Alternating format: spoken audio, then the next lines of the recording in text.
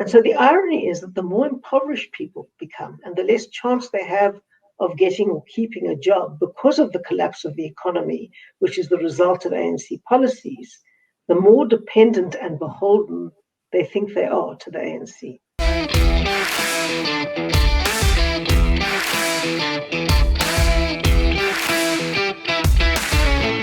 Please go check out rebelstoresza.com. Their winter range is now available. Hello, ladies and gentlemen. Welcome to the Joe Emilio Show. This is your Reel Moment. Reel Moments are clips taken from a longer interview. That long interview can be found linked in the description below.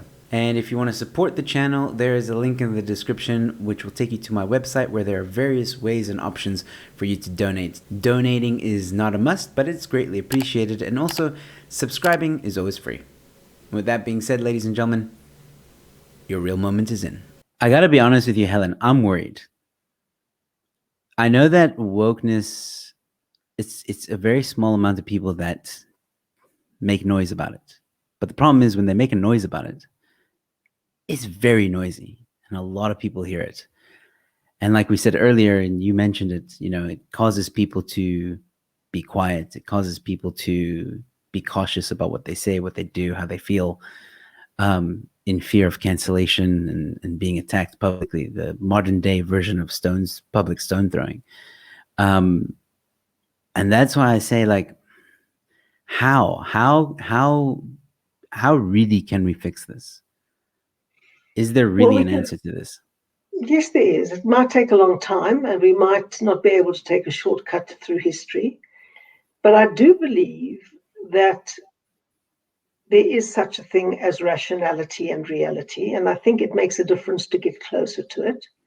And I think over time, getting closer to it has real life consequences. And I do believe that we can uphold the methods and the processes and the dialectic and the debate that gets us closer to the truth. And there's been nothing in the history of human beings that has beaten those methodologies yet. And although human beings can take tremendous wrong routes through history, and that history has a down escalator and an up escalator, I do believe that reason, rationality, decency matter, and that there is a force for good in the universe. And it takes a lot of work to try and bend that long arc in the right direction, but ultimately, I think it does happen. Would you say that maybe South Africa might have lost the battle if EWC is officially passed? We've never lost the battle.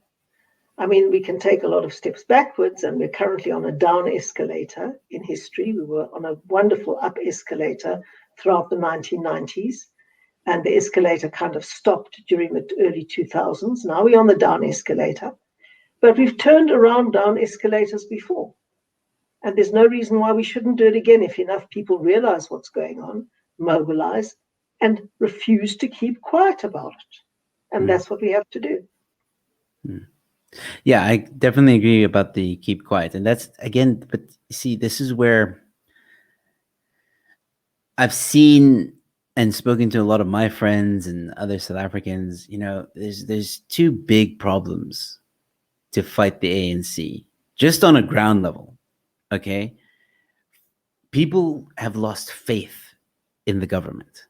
Like when I moved here, in 2007, everyone was always asking me, like, first question was, where are you from?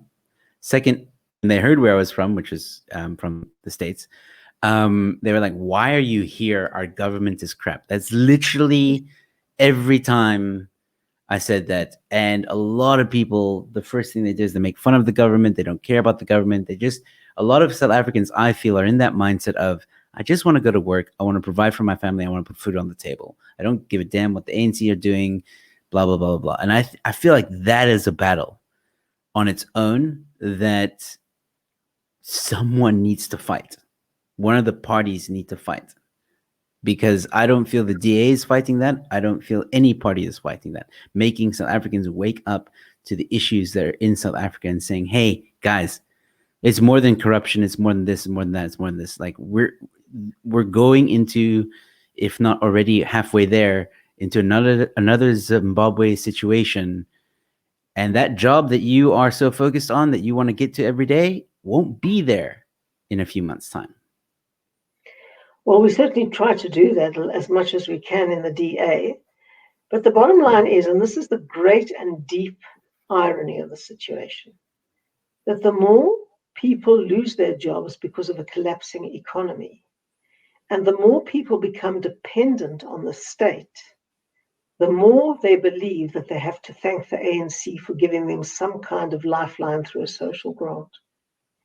And so the irony is that the more impoverished people become and the less chance they have of getting or keeping a job because of the collapse of the economy, which is the result of ANC policies, the more dependent and beholden they think they are to the ANC. This is the tragic irony. And so I used to believe that when people saw the economic devastation, they would immediately then vote against the ANC. The opposite is true. And the ANC often spread completely false rumors that if the DA were to come to power, we would scrap social grants, which of course we would not do. But that is what they say in order to make people believe that the grant comes from the ANC, not from the taxpayer.